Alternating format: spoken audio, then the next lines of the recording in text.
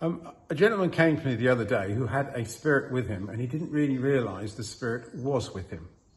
Most of the people, when I'm helping them, have done something, they've opened themselves up to spirit, and the wrong one has come along, because there's wandering spirits all over the world, everywhere. So this gentleman, for a few months, he was thinking too much. His mind was all over the place.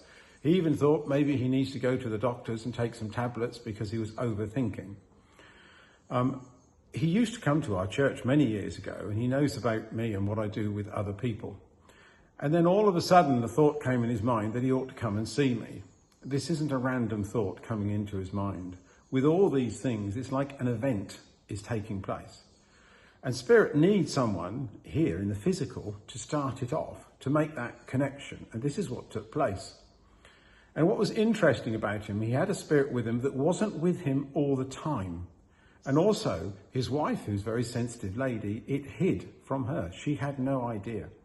So he came to see me, come in here where I'm talking to you now. And with all this type of thing, you know, there's my mind thinking it could be this, because I didn't know beforehand. And when you're doing anything to do with mediumship, your mind is your biggest problem. It gets in the way. When I say it's an event, there seems to be timing with these things. It always seems to be organised. So he came in and sat down here. As he sat there, so the atmosphere changed in here, which is quite normal, and built up. And then interestingly, behind him, clairvoyantly, if you like, there was all these very strong gentlemen building up.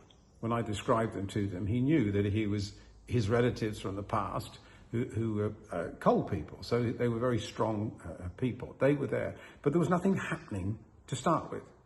Then some other people build up around him and down the end of the room. So you can see they were all waiting for a certain moment in time. And then all of a sudden at the end of the room was this evil spirit, that's the best way of putting it, who was with him and used to regularly visit him. And this evil spirit was there. And then understand evil spirits, people who aren't very nice, we all know, come across people who aren't very nice, will try and trick us. That is what they do. They're bullies. They want to try and trick us. So this particular one pretended to leave. He showed me an image of him carrying suitcases, but symbolically he was trying to say, I'm leaving, I'm going. And I studied this and thought, this is a load of rubbish, absolute load of rubbish. And then the spirit realized I was taking no notice of it, and he couldn't trick me. And that's when he wasn't very happy at all. At that point, I asked those from the other side to draw close. And this is my job. My job is to bring the two sides together.